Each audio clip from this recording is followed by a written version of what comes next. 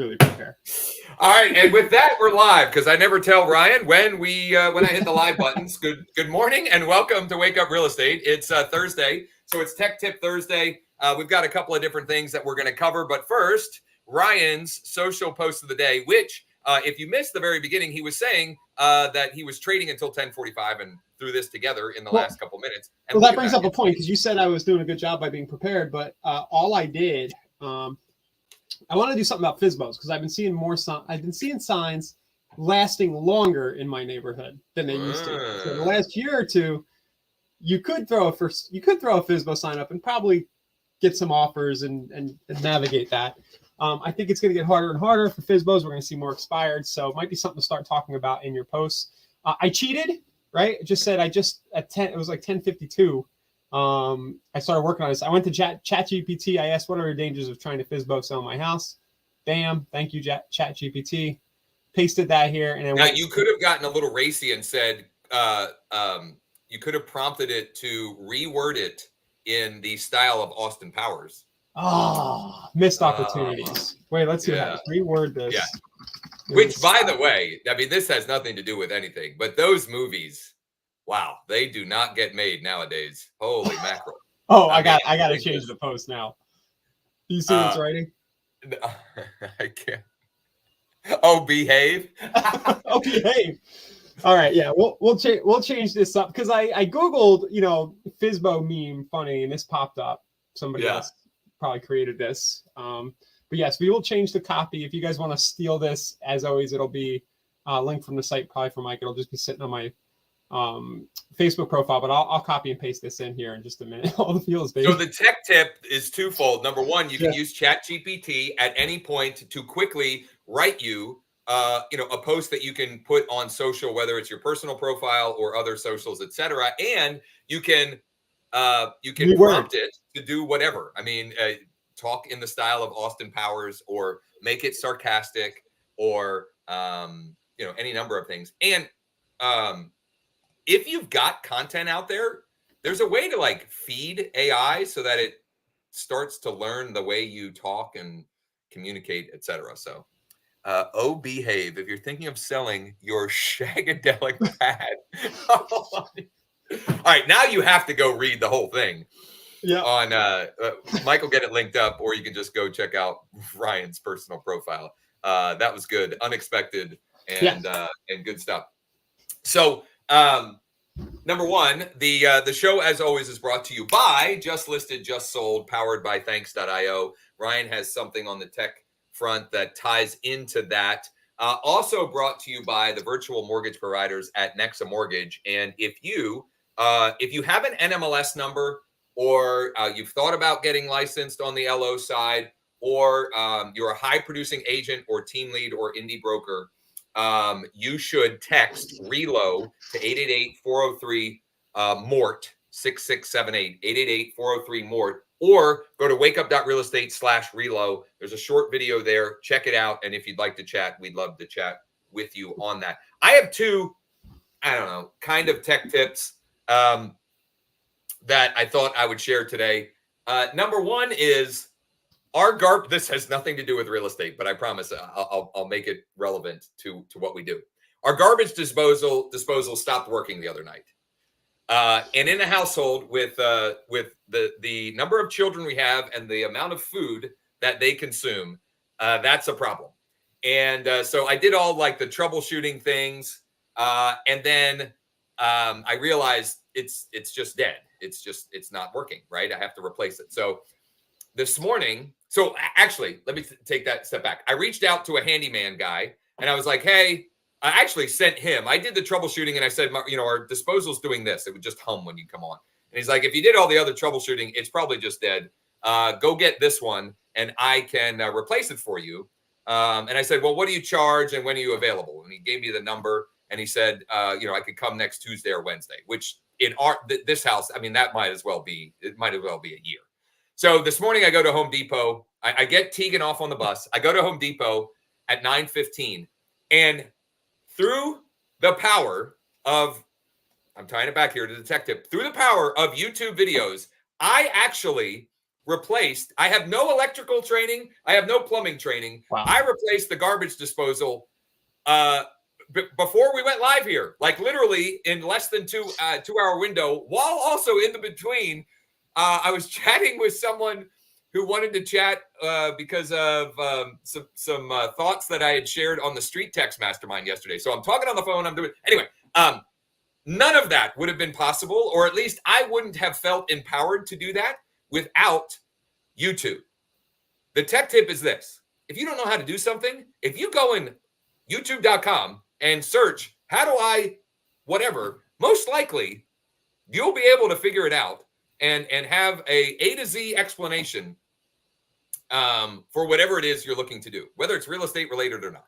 So as simple and dumb as it sounds, like youtube.com is literally like there is more educational information on there than you could ever imagine on anything that you may be trying to tackle. Subscribe to the Wake Up YouTube channel for. Look at that tie-in. That's a beautiful tie-in. Yeah, I don't think there's a lot that I know that I haven't learned from either Googling or YouTube in terms of what I do professionally. Like minute to minute, because we didn't learn any of this stuff in college or high school. I mean, this stuff didn't exist. Yeah. So. Good point. I have one other thing. It's going to take me a minute to remember what it was. So while I'm doing that, why don't you go ahead and share your tech tip today that we were talking about before we went live? Oh yeah, I just want to show everybody if you want to make a custom handwriting, a custom signature to put in your signature file in Gmail or Outlook or whatever. There's this calligrapher.ai tool that we came across. The reason I've come across is we're actually modeling some of this and using some of the ideas in this to build a custom font generation tool in thanks.io. So Josh, you'll be able to go in there and say, I want this to be my handwriting, and you can make it feel like you. So if I just make my signature right here and I click write, I can start to play around right with these kind of knobs up here, and then they've got these different styles, so you just toggle between these. So something like this will be baked into thanks, but short term, if you want to, and I might actually do this, you can just screenshot this, right? And you could throw it into your Gmail signature file. In your settings. I don't think I need to show everybody how to do that. Even in KV Core, you can do this too, right? Let's see. I forget where it is. I don't know if I need to show this, but it's in the settings in Gmail. Here, see all settings, and then I think it's at the bottom of that. Yeah, down here. So you could put that signature file in here. So if you don't know how to do that, go to YouTube and Google and search, how do I change my Gmail signature? And I promise you'll get a step-by-step tutorial. Yeah, we don't need to show you how to do it, but there you go, just like that. It's kind of cool. I gotta change where that shows up and all this stuff. But look, there we go. And sorry, the tool again is what? Okay, yeah, it's called calligrapher.ai. You're gonna have to Google how to spell calligrapher. Right. So YouTube will show Google how to spell calligrapher, and then just add .ai to the end of it, and there you have it. I used to have this years ago, and I think I had taken like a screenshot of my actual signature, but this is way easier. Yeah, that's what I had done too. Like you write it with a pen, and then you take a picture, and yeah. So and again, this functionality is being added to thanks.io. So all your sends will be in this handwriting. They will be unique, right? They will or can be, if you use that functionality. Any ETA on when that'll be? Yeah, it's like almost ready, like a couple of weeks, like maybe next week, but I don't want to promise. Yep. One other tech tip that I thought I would share. Tonight, I'm doing a first-time homebuyer virtual workshop. And so I was working on the slides this morning for it. And I think we've mentioned this before. Oh, look at that. I think we've mentioned this before. But with Canva has a QR code generator or like a tool. I think they call it an app, actually. Canva has a QR code app that is native in there. Now, you may have to have the pro account. I don't know. We have the pro account. You do. Yeah. Yeah. But I used that to create QR codes to send people. There's 2 places. Basically, the call to action at the end is, if you're ready to get started, you can go here to schedule a time with our first-time home buyer financing specialist, Colleen, or you can go here to create a free account and start an application.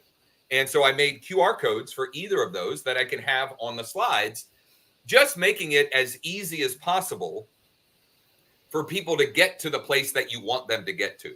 Because let's face it, as simple as I can make the URL, some people will still misspell it, or they'll get whatever. Like you're taking you're taking possible breakage points out of there, right? Like just like calligrapher.ai, like that's not an easy word to spell. But even when it is easy, like app with Josh, but they heard John because that whatever reason, like they didn't hear Josh, they heard John, and then they end up somewhere else, right? And actually, the PE day yesterday, he did a great job. He had QR codes everywhere for when you were leaving that you could take a 3-question survey and let them know, like, what did you think of PE day? Like, what was your favorite activity and so forth? And he had them everywhere. And people, like, if he had told people, go to this URL and fill out the form, like, very few people would have actually done that. But it was so easy. QR code, scan, 3 questions, bum, bum, bum. And yeah, I mean, away you go. So lots of different ways that you can use QR codes. I've been talking about this for a while. I need to actually do it. I want to put a QR code on my dang car. Even if it's just a QR code with no explanation, just like, just get people scanning out of curiosity. I should really. Well, it appears, I think we've talked about this before. It appears fairly easy to do this. You can go right to Zazzle and $30, you got it right there, right? Zazzle. There you go. Another tech tip. Zazzle. Yeah, I think that's one of the bigger, like, customizable. If you want to customize something. Let's see. I don't want a magnet. I want a logo like that. That's what I want. I think that just looks a little cleaner. And yeah, it's a sticker. Yeah. I'm gonna get one. It's just gonna say whatever you do, don't scan this. I need one that can be removed because my wife loathes everything direct response apparently. So if it's big and tacky and has an arrow, so I need to be able to pull it off when she's not. I'm gonna put them on my oldest son's car and say, listen, this is how you can help pay for your insurance bill that you just helped us incur. How much is it there? To add him, it actually ended up being less than what they had projected. They had projected it was going to be like $3,000 or $3,200 for the year, and it ended up being closer to $2,000. So it was actually, it was a good example of like over promise, under promise, over deliver, right? Like they were giving the worst case scenario, and it ended up being better. Now it was minimal until we had the third car. Once you had the third car where it's one is dedicated to him, that's where it got. That's what I've learned because here in Florida it was almost $5,000. Oh, yeah, and everything's more expensive in Florida. Everything, especially insurance related, everything. But I don't pay them taxes, state taxes. That's true. That's true. There they went. All right. What else you got? Is that it? Are we good? That's all I have. Nothing Thursday. Super fancy or exciting for Tech Tip Thursday. I'll throw in one other thing, which will tie into something I shared yesterday. For those of you that do your own Facebook advertising and like some of the techie stuff, Facebook has actually made it easier to track conversions on a website if you're running campaigns where you're driving people off site. So in other words, you're not running a messenger, you're not running a lead ad, you're sending people, for example, to an iList landing page, and you want to track conversions. They've actually made it significantly easier. You install the pixel, you using their little tool, you go to the page, and you can say right in there, when I want to track when someone hits this button, that it tracks as a lead. So for example, in iList, the button is they've entered their address and there's a button that shows up that says like, show me my value or something like that. And you can track it right in there. So on yesterday's workshop, on yesterday's Wednesday afternoon mastermind workshop, I showed actually doing that. Now I will say, when I said that they've made it easier, they have somewhat, and still I had to muddle through it a little bit. But if anyone is interested in that information and missed yesterday, just email mike@growwithjosh.com or use the little chat widget at the bottom right on wakeup.realestate, and we'll get you that information and the campaign. So what I did on yesterday's session is we have one of our realtor partners that we work collaboratively with on the financing side. I set up his pixel and tracking on his iList page, and then we set up campaigns on Facebook to generate home value leads. And he's already gotten at least one since yesterday. I'm checking him right now. Yeah, it looks like only one, but it's early results. And he's in a pretty competitive and pretty high price market, Broward County, Florida. So, yeah. We'll keep an eye on that. We'll test some different things. But if you're interested in that information, just like I said, email mike@growwithjosh.com or use the chat widget bottom right at wakeup.realestate. Tomorrow's follow-up Friday. So we'll talk on and share some follow-up topics and details. And as always, if there's anything we can do for you, or if there are any clients who might need some help on the financing side, whether it's the buy before you sell program or a non-QM, or you have investors that are looking at DSCR, and I'm going to tease Monday. On Monday, we're going to talk about a change to the mortgage guidelines for Fannie and Freddie, that if you have stale listings or a stale listing, or you have a client who's interested in a listing that's been sitting for a while, can help them purchase either with less money down or get a better rate, even in this high rate environment. So you'll have to tune in to Monday's show to see what that change is and how that can help us. It is something that can help all of us creatively put more deals together and make more transactions happen. So I am going to down a little bit this week.